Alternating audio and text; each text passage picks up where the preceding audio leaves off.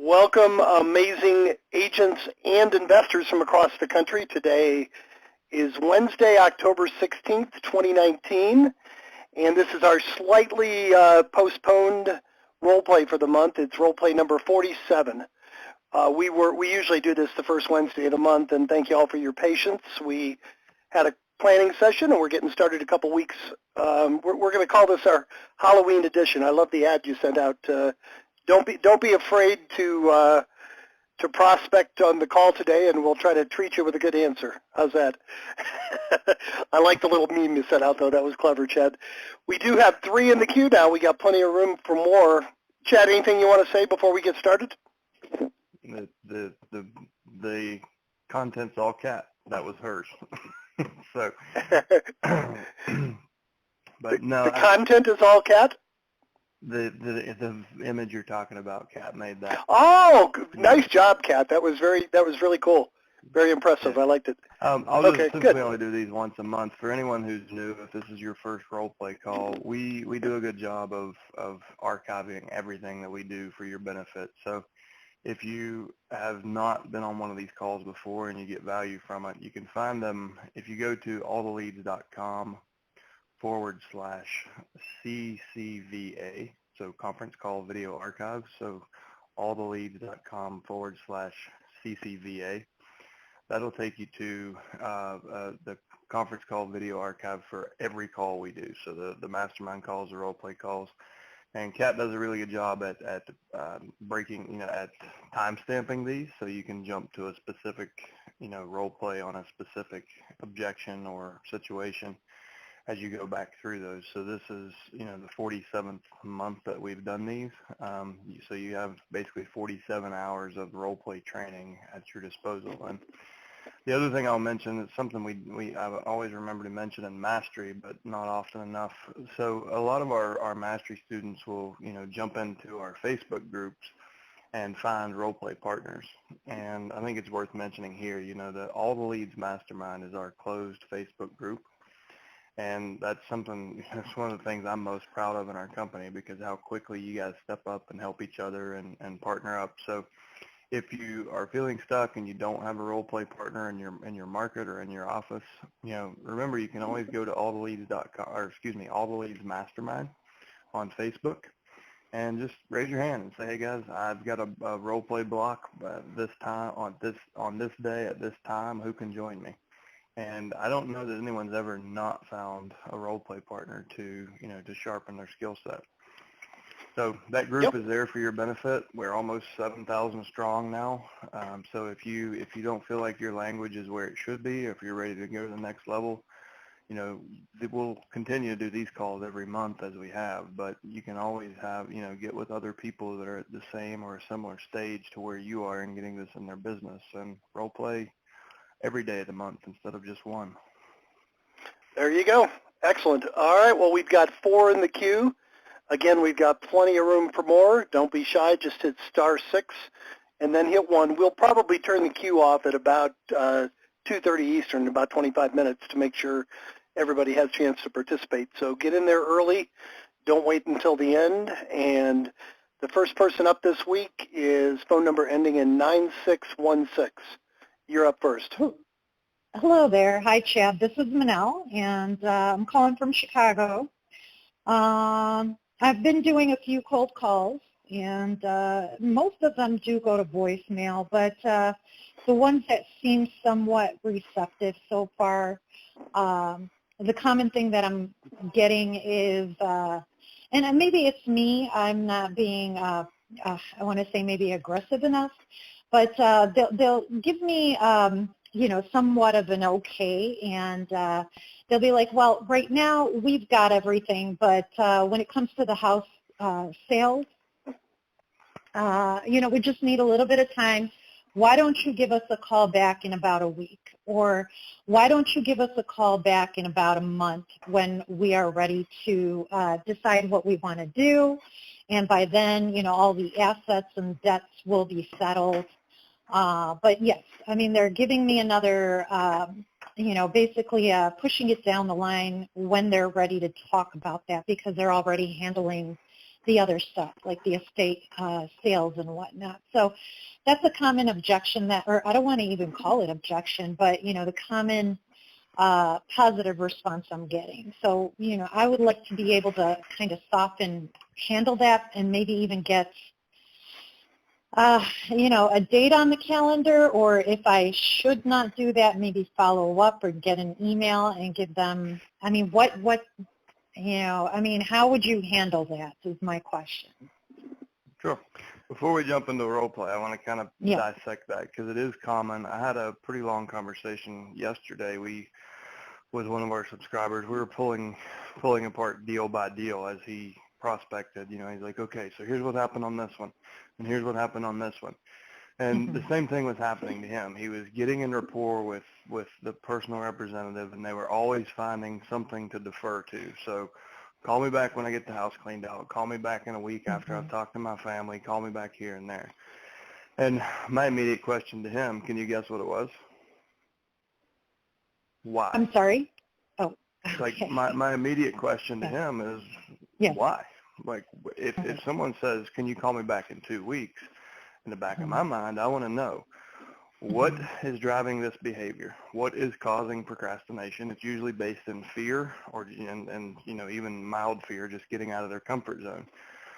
But being able to label that emotion will help you know how to deal with that emotion, right? So if you can find out the real reason why, and like I told him, 50% of the time it's their fault. It's situational.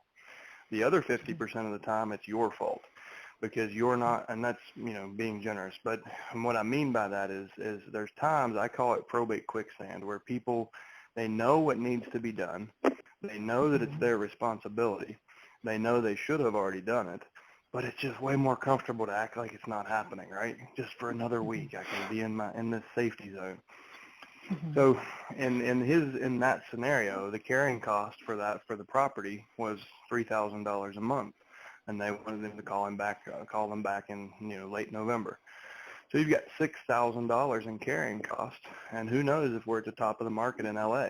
The market could correct any day, and they could lose tens of thousands of dollars. So there's a lot of reasons they shouldn't procrastinate. Mainly, they know what they need to do. They see value in the service. You have rapport. But if you hear me oftentimes talk about keeping control of your conversation, and the best way to do that is with open-ended emotional questions. So figure out what's the real reason. Is it a false objection? Or are they just saying, call me back in 2 weeks? So that gives them space, and they know they're not going to answer your call. It's a polite way to get away from you. Or is it really because the estate sale company is coming over and they've put their lock on the door to secure the property and nobody can get in there, or something like that? And sometimes they'll have legitimate reasons to wait. But just that's kind of the psychology of what's happening. People are trying to avoid a commitment that they know they need to make. They just haven't done it yet. It's kind of like, people will buy running shoes and workout clothes, but going to the gym is a whole different ballgame, right? It's a different hurdle. So they'll do some of the things that they need to do, but you get them to a certain point, and without your influence, without grabbing them by the hand and pulling them out of the probate quicksand, they'll turn and run back into their comfort zone every time. The people who are really good at this are able to show them the reasons why they need to be face-to-face right now. And you've probably heard me talk about it, like the outcome, anytime you pick up a phone to do a real estate prospecting call, you should only have one thing in mind, and that's getting face-to-face with that person. Because when you have an offer like we're offering, they all convert. You land pretty much every one of them. So a lot of folks are like, well, I just need to get, I need to learn about your real estate or see this or see that. Really, the only point is to get in front of them.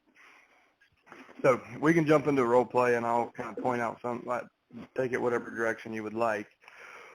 But that's what I'm looking for, is what's driving the apprehension, and how can I put value in place to convince you that we do need to meet now. And there's a lot of different directions we can go with it, so I'll let you lead. Do you want to be the PR? I could be the PR. That'd be great. Okay. So, and I'm sorry, is it Minal? Yes, that's correct. Okay. So, ring. Hello. Hi, I'm trying to reach Minal. This is. How can I help you? Hey, Minal, this is Chad. I sent you a letter last week. It might have tricked you. It was in a greeting card envelope. You remember seeing that? I vaguely, I get a lot of stuff in the mail, but that does somewhat ring a bell. It seems like I need to get brighter envelopes, I guess. I'll put that on my list. Anyways, even better, you've got me on the phone. Listen, I'm calling because we have a team of folks here in the Chicago area that help families going through probate. And as part of that, we actually go to the courthouse to find out who is going through this. And we reach out early because we know the sooner we can get involved, the bigger of an impact we can make. And that impact is usually measured in time saved and dollars kept. Does that make sense? Yes. So I just wanted to let you know that we're here in your backyard. And I know a lot of families, if it's your first time going through probate, you don't know what you don't know yet. And what we find is a lot of folks expect the attorney to do a whole lot more than they're going to, and then they realize, oh, no, that's all on my plate. So that's kind of where our service picks up, is where the attorney leaves off. We consider them a member of our team, so they handle the legal aspects, and we handle the non-legal aspects. And for most families, the biggest challenge is usually if there is real estate, that's one of the first things that they're overwhelmed with. So that's usually the first place we start. What have you found to be the toughest part for you guys so far? Well, so far, we've got almost everything handled. We have a family member who's an attorney, so they're taking care of that. And we are already in the process of... Are they giving you the family discount? Yeah, they have to, because we do other services for them. So it's a family thing. But beyond that, we are in the process of doing the cleanup, so we've got that handled. But with the real estate, we're getting to that bridge, but maybe we can talk about that. I wouldn't mind talking about that, but not right now. I just want to take a little break. I've done a few probates. It's not my first. I've done a few probates, and I kind of just want to take a break. Yeah, one guy said that, actually. Back to script here. But I do want to take a little break. We've got almost everything handled. But why don't you give us a call maybe next week, Friday after 5? We can talk about it more in detail when I'm ready. Mm-hmm. I don't have the opportunity to meet with many folks that are going through this their third or fourth time. I'm sorry about that, but it's probably a lot easier to handle for you. Are you finding this to be easier this time since you kind of know the process, or is it equally as difficult? I'm tired of it. I've already told the family I'm done. This is my last one. It does get a little cumbersome, and I'm known to always step up to the plate, but this time is going to be the last time for sure. I'm cleaning my hands of the whole probate situation, and this is going to be my last one, but I'm not in a rush right now. And when it comes to the home, I think I'll be ready for it. I just want to take a little breather and maybe deal with it when we cross that bridge. But right now we're just taking a little break. Sure. Well, one of the things we do, and it's not real estate related, and we can talk about that whenever you're comfortable, but one of the things we try to provide for every family is an opportunity to sit down with our legal and financial team. And I know you said you have an attorney in the family, but we have family law attorneys that all they do is structure trust and estate, paperwork. So whether it's a living trust or just a well-planned will and properly titled, property, we try to make sure that after you go through this, no other generation in your family will have to. And it's something we just feel like is most folks need a nudge in that direction. They don't like to have a plan in place, and that puts people like you in the position that you're in. And as part of our overall process, we just try to make sure that, your family doesn't have to go through this again, because the average probate costs around 5% of the gross value of the estate. So that's a pretty big number in most families, especially like in our zip code. I mean, I'm not telling you anything you don't know. You feel that pain, I'm sure. So it's important to us that we, even after, whatever way we can help during probate, but even after probate, we want to make sure that you guys are taken care of, and that's one of the ways we can do it. And no commitments, no upfront charges or anything. It's just part of what we provide to everybody we speak to, whether they, need our help in other ways or not.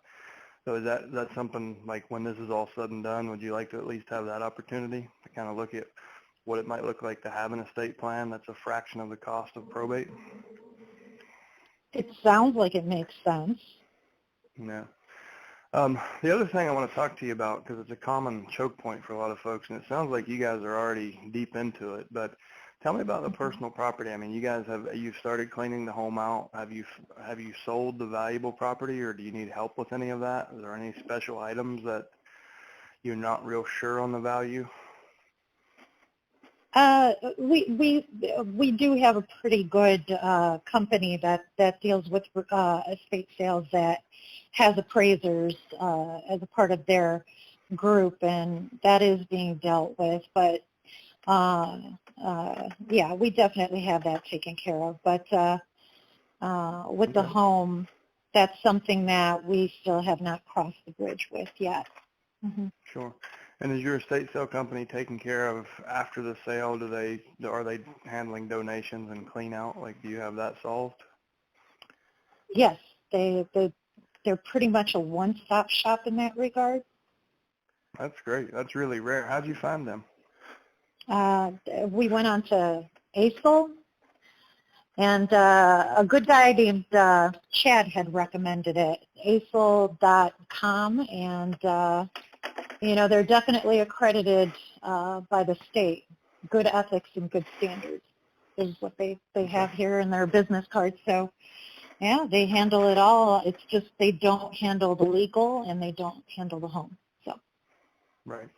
And so you're pretty pleased with the amount of money you were able to get from the personal property? So far, so good. So far, so good. Okay. And there's something I get that, we're not having the real estate conversation now because you're not sure, but so we look at this from all angles. So we help families turn properties into rentals. We help them transfer to other family members, whether that's a sale or just an interfamily transfer. So we kind of try to focus on the broader situation and see what your goals are, and then we can make suggestions. But from a real estate standpoint, I mean, if you have money from the personal property that you would like to reinvest, the reason I bring it up, most people don't expect a service like this, but we can actually provide the contractors and designers and anything you need to renovate the home and maximize the equity. And in some cases, I mean, one that we recently did, we spent $30,000 of the money from the personal property, and we were able to add $170,000 in equity to the sale price.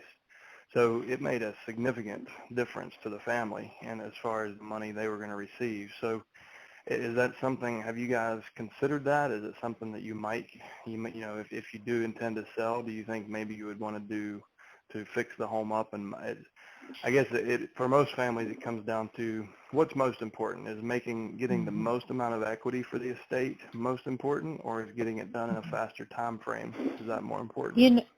Because I've dealt with so many of these, I just want to be done. And, the idea, I get them calling all day about cash offers. I'm not really interested in that. And I'm also not interested in putting a penny into this. I would rather just sell it as is, and I just want to get it off my hands. Again, I've done so many probates, and, I just want to be done with this and settle this as soon as possible. So I think, putting it on the market and maybe as is probably the direction I'd want to take. Okay. Well, that's good. I mean, you've got more clarity than you're giving yourself credit for, I think. You're pretty clear on what you don't want to do. Would you agree? I mean, I guess, yes. It's looking like it. Right. And so, I mean, in a perfect world, when would, if you could say, Chad, this is done, we're ready to sit down with your legal team to talk about avoiding this ever again, when do you think that would be? I mean, do you feel like before the holidays, or do you think you're do you think if you wait another 2 or 3 weeks, we can get this done before the holidays hit, so you're not stuck in this for another 6 or 8 weeks, and winter approaches in Chicago? Or do you That's think a good way to frame it. I mean, the reason I ask, you're okay to sell as is, whereas, and we're on the tail end of nice weather, right? And the wind is coming. So we, having market exposure now versus after Thanksgiving it's going to affect your sale price. There's more buyers looking. There's more demand in the marketplace right now than there will be when everybody's checked out, maxing out their credit cards on Christmas gifts. And, one of the things we strongly consider when we're talking with families, obviously we're going to take into account the emotions that you're going through, and we have to move the pace you're comfortable with. But also one of my jobs is kind of as an advisor, I need to make sure that I'm maximizing the amount of equity that we can get for the family. So if you say, Chad, this is just really stressful and I need space, I'm going to react to that one way. If you say, Chad, this is just a physical reason we can't do this, then I can accept that. But if you feel like you just need the space, I just want you to understand you're not going to have to be involved really at all in the sale of the real estate, other than you say, Chad, here's what I need from you, and we'll go execute that, and we'll not have to involve you more than maybe an hour in the whole process. And because you're willing to sell as is, whereas we don't have to get the home in perfect condition, because we do a lot of those off market to our landlord clients.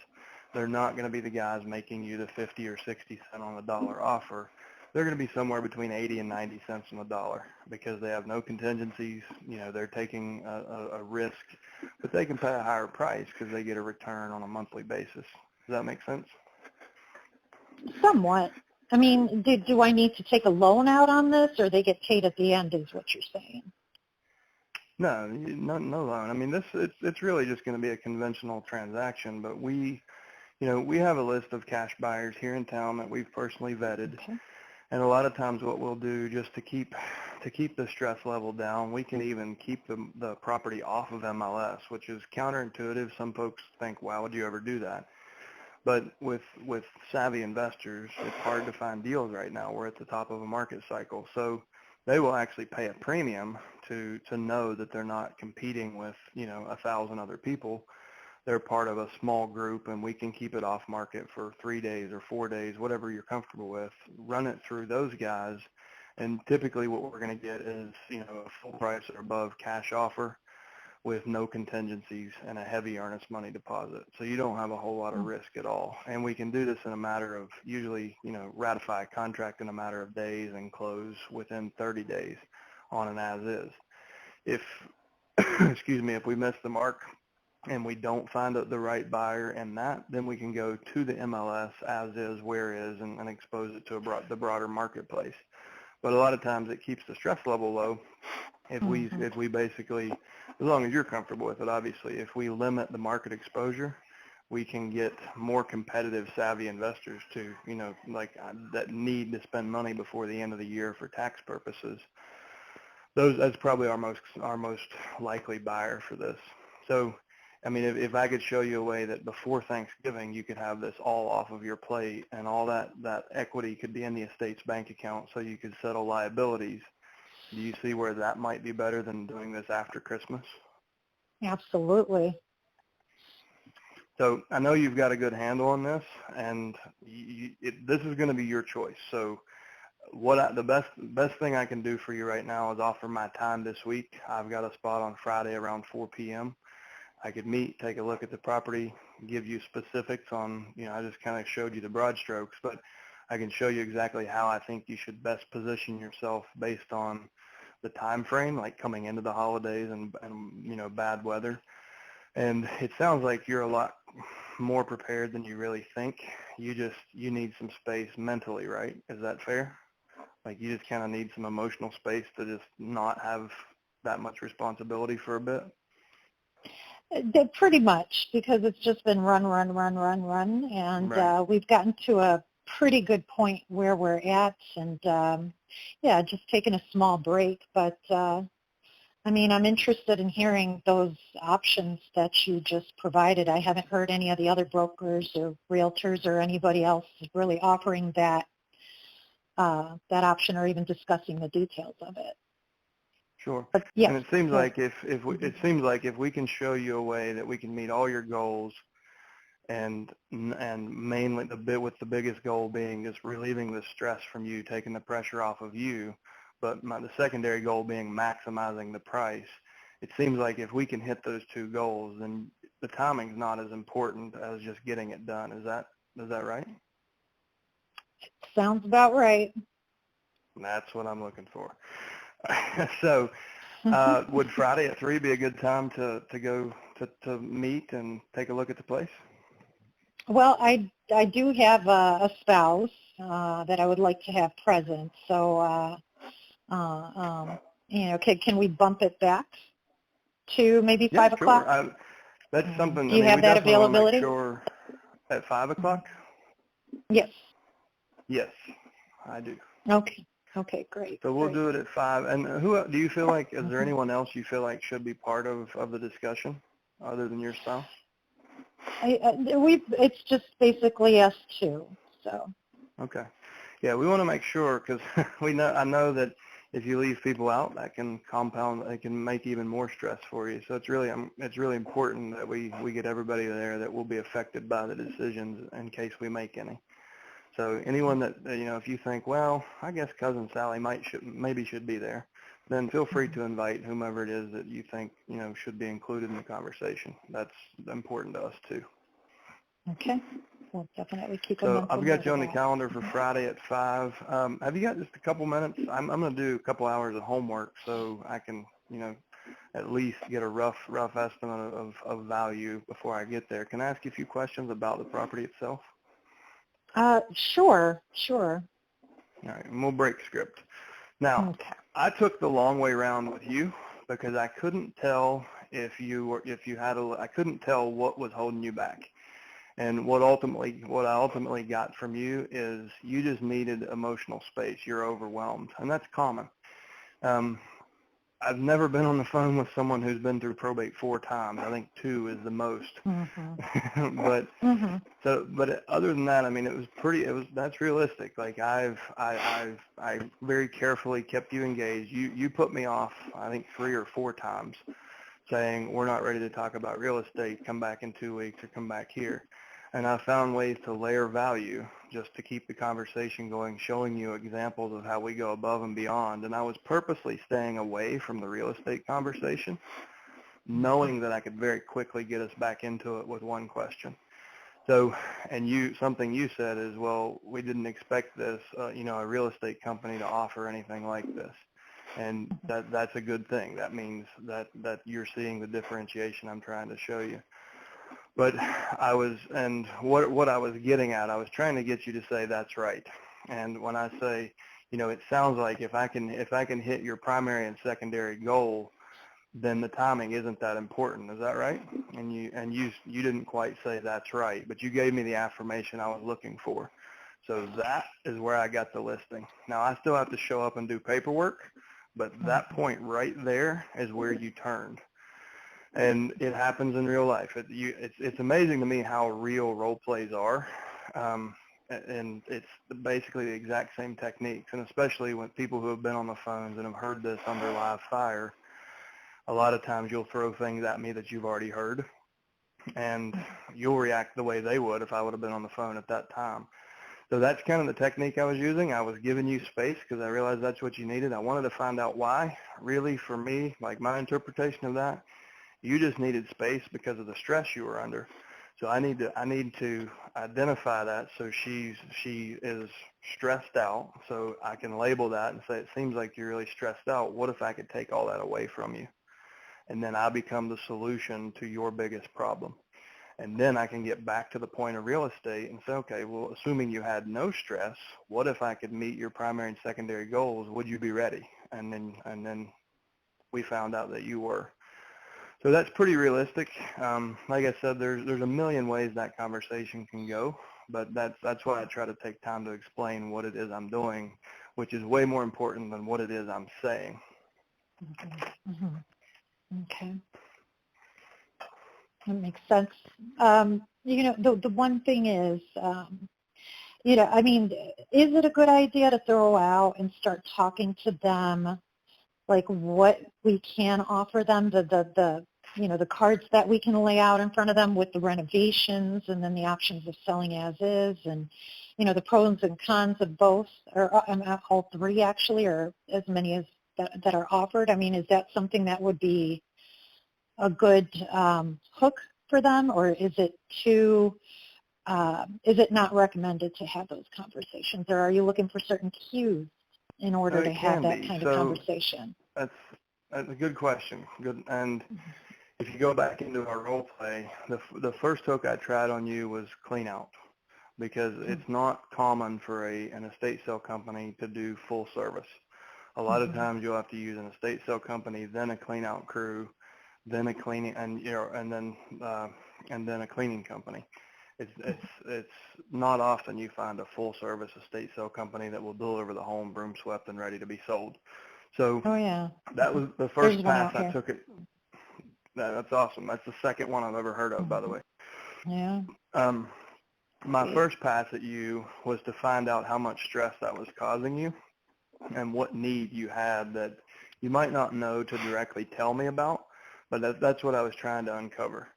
The next pass I took at you was offering value after the sale. I was giving you the space to get away from the real estate conversation, and I wanted to show you the value that I could provide when this is over to protect you in the future.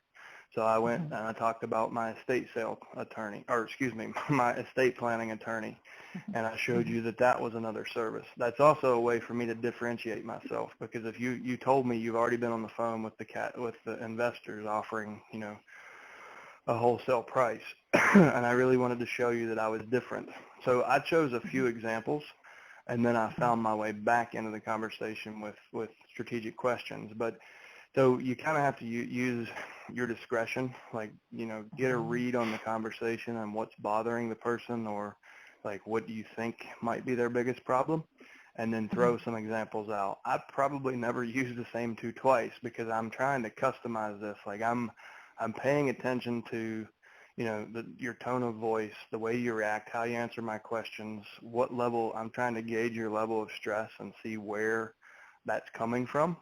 And usually those are the examples I'll use. So, you know, for example, one of the biggest problems is the personal property. And that doesn't apply to yours, but for most people, like, personal property is a big issue because it's a physical and an emotional hurdle to get over.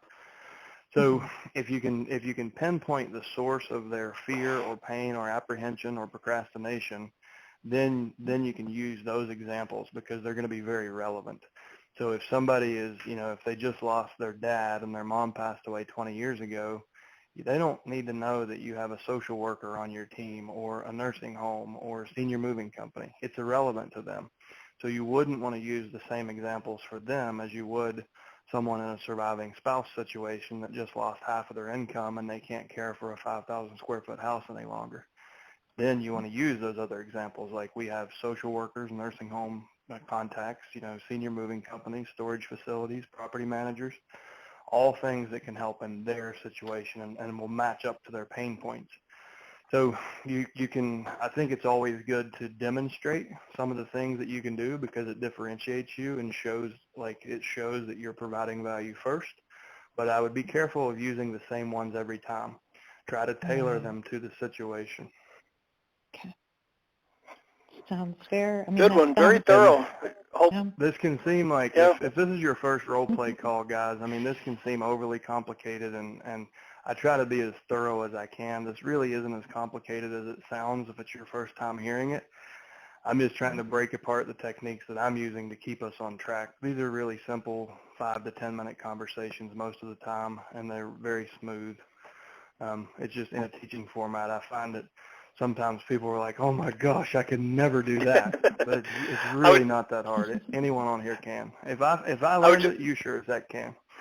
I was just thinking the same thing, Chad, that they're, you know, for the average person, they're going to be overwhelmed by that. And obviously, you know, you've been doing it a long time, and, you know, we've role played with a lot of people. But just a short version of that is pretty much the same thing that we recommend that you say to people on your first call, which is, you know, if you get any kind of I'm not ready objection, say, oh, okay, great. I mean, did you want to be closing in January, or are you just getting started at that time?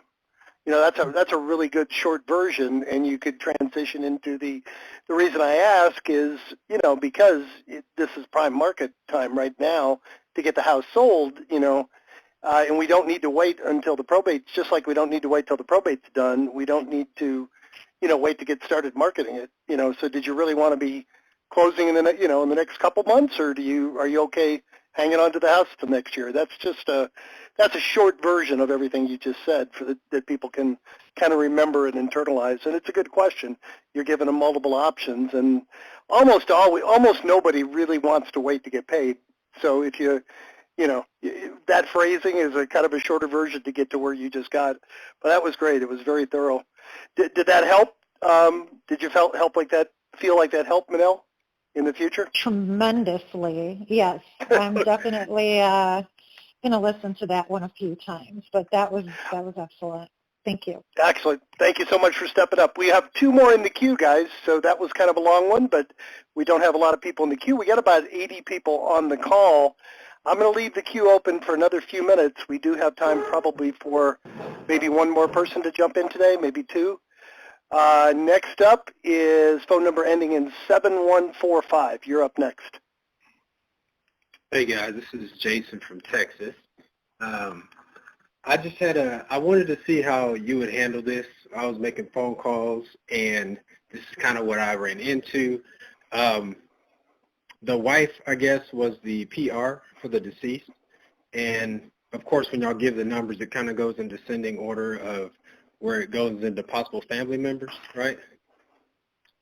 So right. I was calling down the list, and I got in touch with the son. So I just want to role play to see how you would kind of authentically handle this situation. Okay, so you're trying to reach Jane Doe, and you got her son, Jimmy Doe. Yes, so I'll be okay. Jimmy. All right, ring ring. Hello. Hi, my name's Chad Corbett. I'm trying to reach Jane Doe, and I know this obviously isn't her. Are you familiar with, do you know who Jane is? Yeah, that's my mother. Okay. I think, what's your name? This is Jimmy. Hey, Jimmy. The reason I'm calling, unfortunately, we noticed that your mom was the executor of an estate, and we have a team of folks here in Texas that help families going through this. Do you have a number that we could reach her at that you'd be willing to share? No, she passed away a couple weeks ago. I'm really sorry to hear that. So are you now representing both estates, or is I don't even know. She just passed, so we really hadn't done anything. Okay. And are you in contact with the rest of the family? I mean, who's has anyone stepped up? It's just me and my brother. We really don't know what to do quite yet, so Sure. We're still trying to wrap our head around all this. Sure. Are you familiar with probate, and do you know that that's part of the part of your responsibility, or one of you or your brother? It's one of you. It's probably going to be your responsibility. Are you familiar with the process in Texas? No. Like I said, okay. Yeah. Sure. Well, Jimmy, I mean, conversations don't normally go this way. Usually families are looking for help when we make contact, and I'm sorry to hear about your situation. We do this because we know we can make a big difference for families, and you're in a rare situation, but part of what we do, we know the people at the county courthouse. So what you need to do is make contact with the county clerk and actually file a petition for probate for your mom's estate. The other thing you need to figure out is, if your mom was probating whose estate? Was that your dad? Yeah, it was my dad. Okay, so now you have to see who's in the line of succession. It's most likely that whoever, either you or your brother, will probably have to, come forward and be the administrator for both estates. And that's not a fun position to be in, but, I'm really reaching out to let you guys know there is somebody here in town that has your, I've got your back. I mean, I've unfortunately hadn't had to help anyone in quite the situation you're in, but we do navigate this every day. So what you don't know about probate, we can help with. And then one of the members of our team is actually a probate attorney. And you can choose whichever probate attorney you want to work with, and we'll kind of merge them into the team. Like we pick up where they leave off. So as far as getting, any real property or personal property handled, how to transfer accounts, how you guys can, if your parents had insurance, how do you transfer that? Where should you reinvest it? What are your options? It really starts with us kind of understanding the bigger picture. And once we understand the situation and what your goals are, then we can make some suggestions and get to work for you if that's what you want. So it sounds like, the best thing for us to do would be probably meet, and if we could meet Friday, I've got a spot at 3 o'clock and one at 5:30. Would either of those times work for you? I really need to check with my brother and see. It all sounds great, but like I said, we really kind of have no idea what's going on right now. Okay. Well, I'll put you on the calendar. We'll keep it as tentative. If you can't make it, just let me know by maybe lunchtime tomorrow. You think you can talk to him before then? Yeah, I should be able to do that. Okay. Listen, one of the things that even surprisingly most attorneys don't even tell their clients is if there's any real estate, if in either estate, if there was real estate, you need to make sure you have the proper insurance. So did your mom or dad own real estate? Yeah, they own the house here. Okay, and they both live there, so now it's vacant? Yeah, it's vacant right now because my mom was living there. So whether Friday at 3 works or not, I'm going to have a guy named David call you today, probably in the next half an hour. And I'll go ahead and give him the property address so he can pull a quote for you. But what most people don't realize is the standard homeowner's policy doesn't cover vacant structures. So one of the first things I'd like to do to help you guys is make sure that you secure the asset. So I'm assuming, like most Americans, that's where most of your mom and dad's net worth is, right? As far as I know, yeah. Yeah. And do you know if there's a mortgage on the home, or are there any liens against it, any payments that need to be made? I don't know if they had paid it off or not. Okay. So that's the other thing we need to look at. If your mom was handling the estate for your dad and she was paying, making sure everything was paid, we need to find those things out. Have you guys had an opportunity to go through the home and find important documents, or is that something No, where you guys at with that? Yeah, we're not. We haven't even got to that point yet. Okay. Well, I think, like I said, you're in a rare situation. I think you probably will benefit more from meeting with us than probably anyone we've ever worked with, just considering the nature of your situation. So I've got you down for Friday at 3. Like I said, if that doesn't work, just make sure you call me tomorrow and let me know, and we'll find a time maybe over the weekend or early in the week. Does that sound fair? Sure. What was your name again? My name's Chad. Okay. All right. Okay, And Chad. Yeah, are you guys, you or your brother, are you guys planning on moving to the property, or do you think you're going to rent it or sell it, or what do you think your direction is? Again, Chad, we haven't even gotten that far. We just kind of had the funeral last week. So. Okay. Fair enough. Well, we normally kind of prepare options and kind of let you know, but we first need to have an understanding of what it is you guys want to accomplish. So I'll come over on Friday. We'll kind of take a look at how we need to get you guys set up for the probate of your mom's estate.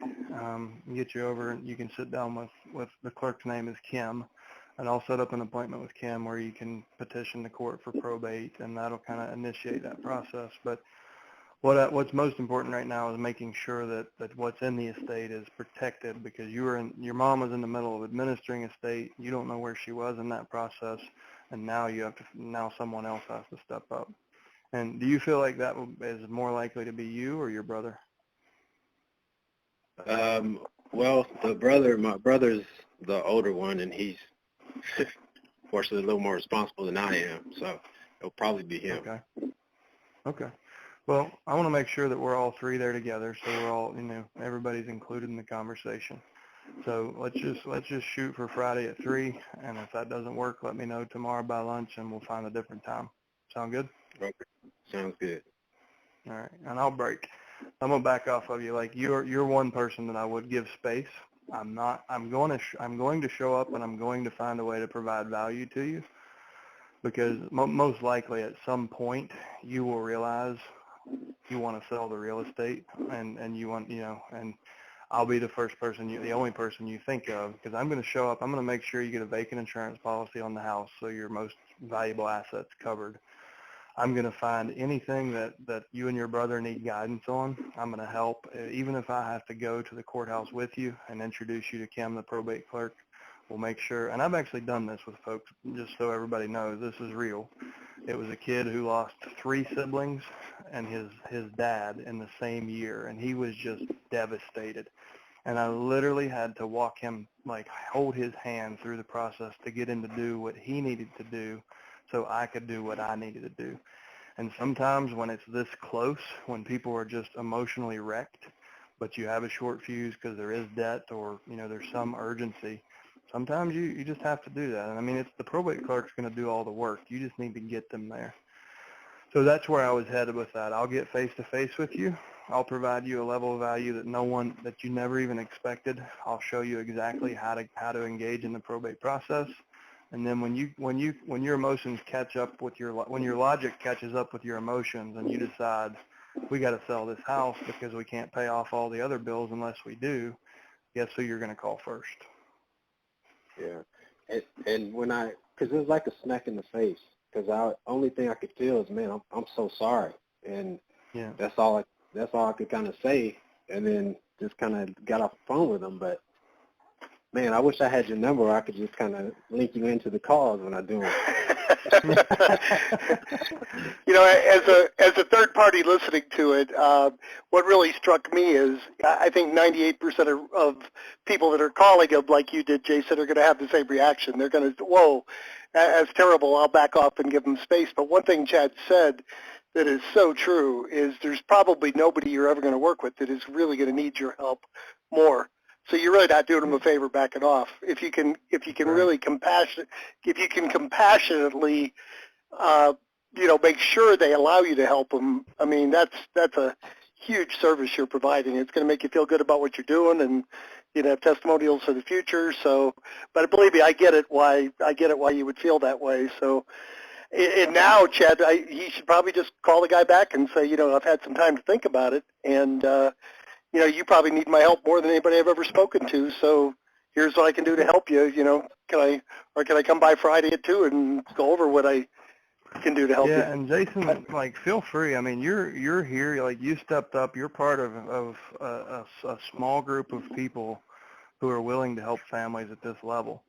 So if you want to go back and say, listen, this is Jason. We talked the other day, and I had an opportunity to speak with one of my mentors. And he once I heard how he would have handled your situation, I kind of felt like, it really encouraged me to step up. And I really think that you're probably the person of all the people I've ever talked to in real estate. I think maybe I can help you more than anyone. Have you got 5 minutes? And re-engage that way and just say, listen, this is so important to me. I went and got help. And someone who has more experience than me showed me how I can help you.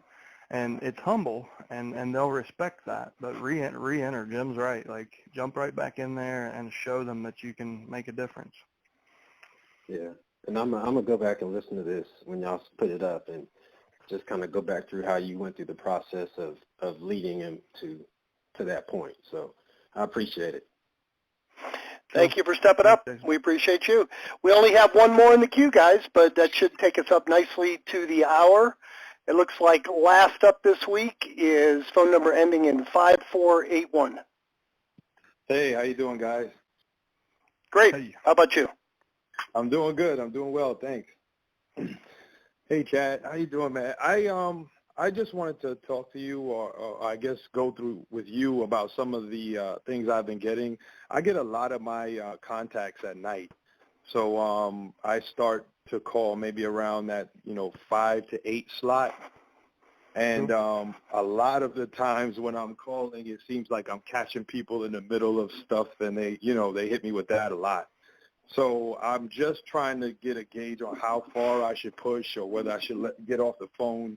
When people say they're in the middle of something, I don't know, so I just wanted you guys' expertise on how to deal with that and how to gauge what to do. Sure. So, Jim, this is going back to our conversation this morning in our meeting. Yep.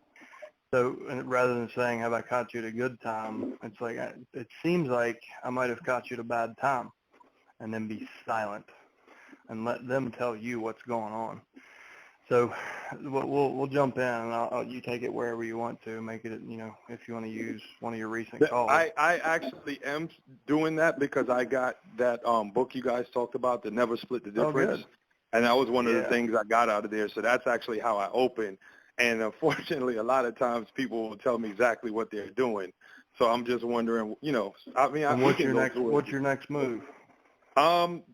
It depends on what they say. When they say, so for example, one time I called a lady who said she wasn't doing anything with the estate as of yet, but she said she couldn't talk. It was a bad time because she was preparing for something at work. So she was like, I have a project coming up and I'm preparing for work. So I just let her off the phone because, I didn't want to say, okay, well, I know you're preparing something for a project you have at work, but, so I just let her off the phone and followed up with her. But I was supposed to follow up with her this week and I haven't been able to get on the phone. So now I'm wondering if I should have pushed a little further, with the situation. So it's always hard to tell. I mean, I think if I were in that situation, I would have said, ha, that's funny, me too. And then I would see how she reacted. Okay, I got you. Because we're all busy, right? There's never a good time for a phone call with someone you don't know and trust. And if I can show her humor, if I can show her my goofy side, then all of a sudden it starts to, it makes it more casual and like I'm less like a salesperson, right?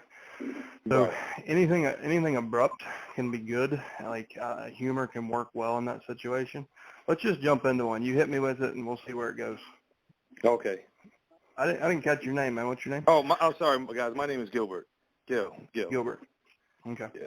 Ring, ring. Hello? Hey, I'm trying to reach Gil. Yeah, this is Gil. Hey, Gil. My name's Chad. I know it's late in the evening, but I had some time in my office this evening before I go home, and I just I've been trying to touch base with you for a week or so. The reason I reached out, we've got a team of people here locally that help families who are going through probate. And but Chad, I'm sorry, man. I'm just actually in the middle of something. I have a project that I'm working on. It's very important for work tomorrow, so I'm kind of focused on that. Can I give you a call back, or do you have a website or something? I can grab a spot on the calendar right now. What's a good time tomorrow? Well, this project's coming up Friday, so probably Friday would be better. Gil, did you wait until the last minute to do your homework? Yeah, I did, man. Some stuff got dumped on me. My partner's not doing what he's supposed to do, so I just wanted to make sure we were prepared so, I didn't look stupid. But, I'm really getting my tail handed to me with this project, so I'm just kind of, overwhelmed with it. Sure. So I'm sure if I could talk to you on Friday, man, that would be great. And the estate you're administering, that adds no stress at all, right? To be honest, man, I haven't even gotten a chance to get started. I got with a lawyer, but that's about it. I don't even have time for that, to be honest with you right now.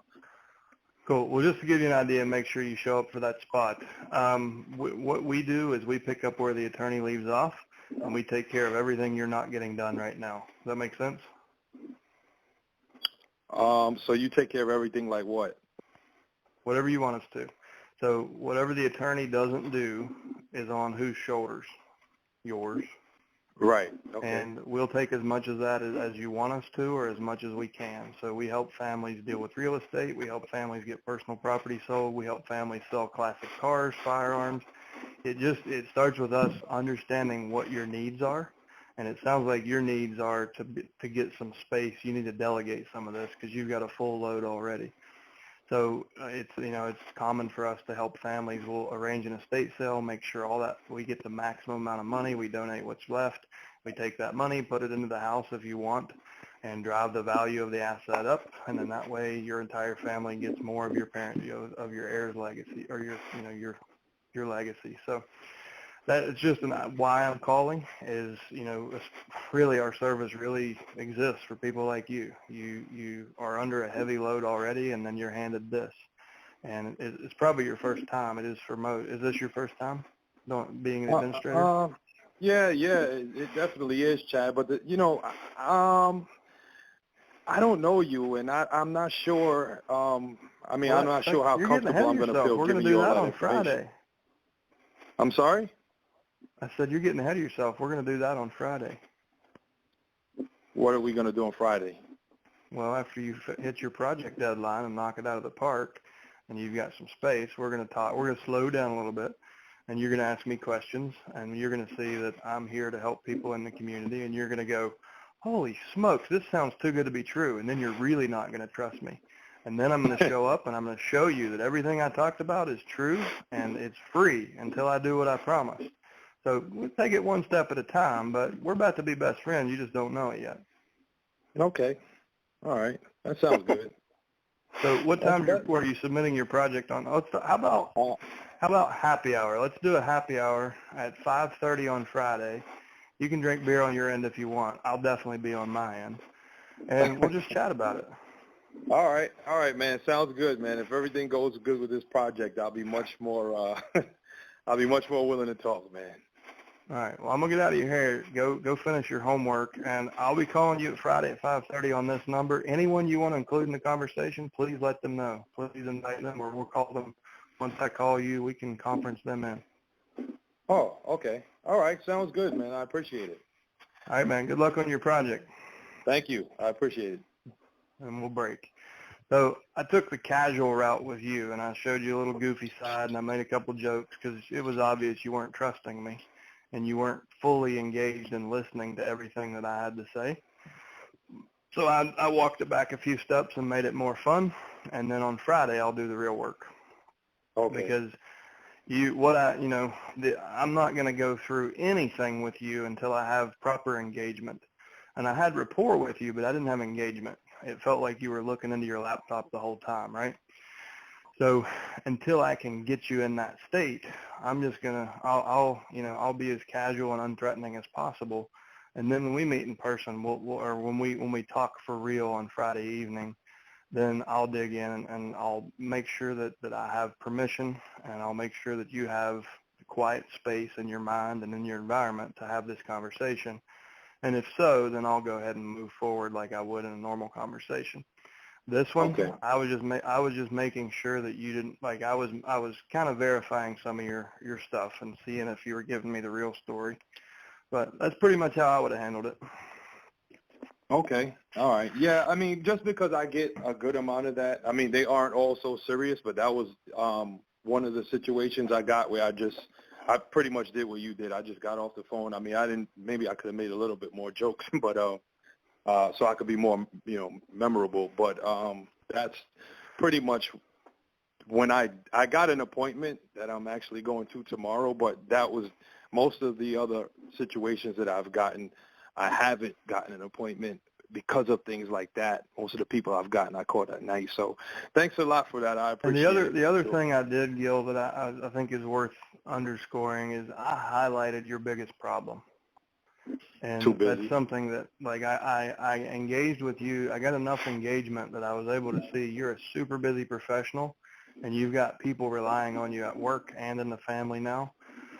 So by getting you to affirm that this is your first time and this is difficult and you're doing nothing, you affirmed all those things for me. So right. In your mind, you're like, shit, he's right.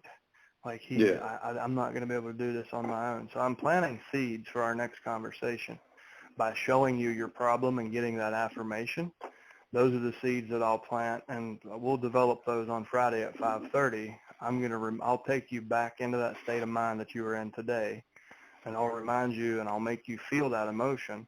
Then I'll be the solution when you're listening. All right. Thank you, man. That helped a lot. I appreciate it. Next week I'll probably call it, go through my part. Okay. Good job, buddy. Come on if you get that call listing before tomorrow, come on our mastermind call tomorrow afternoon and let us know how it went, please, or the following week. Will do. Yep. Thank you. All right. Thank you. All right. Chad, it occurred to me while you were talking, we should have some good one-liners, good chat-isms or one-liners people could rely on in almost any situation. And I know it's always better if it's spontaneous and off the cuff, but I found that so many times in my career. Sometimes we all take ourselves too seriously. What we're doing is very serious. These people are in a situation where they need help, but it doesn't mean you need to take yourself so seriously. And sometimes when you don't, I mean, humor is an awesome, very effective way to break the tension and make them realize you're a human being and, and make them engage with you. So good job today, guys. Visit any, just an example of that, visit any good children's hospital in the country. What do they do? They take a very serious, very critical, stressful situation, and they somehow make it as fun as they can, right? And we can learn from that. Like if people are in this situation, you don't want your people to be in a hospital mindset. You want them to be in a family dinner mindset. So you sometimes have to kind of fall on your own clown sword to make to knock yourself down a few notches and show some vulnerability to earn the trust. And they realize, this person's just a human. Funny you said clown when I was thinking of Ronald McDonald's Children's Hospital. I was thinking of Patch Adams. It literally have a clown there making the kids laugh, and it's, that's the situation. Yeah, so have fun with it, guys, and you'll get the results. So this was it was a little bit unusual today. We had fewer role plays, but we got really in-depth on all three of them. So I want to thank everybody. We had almost 100 people, 80-some people at the highlight showed up, and I want to thank everybody who came today, particularly thank the three of you that actively participated, and I want to challenge each of you, take one thing you learned today, one thought, one thing, one idea that inspired you, go out and put it into practice, and come back tomorrow afternoon at 1 o'clock Eastern and share your results with the group. Thank you so much, guys. Make it a great day, and we will talk to you at 1 o'clock Eastern tomorrow. Take care.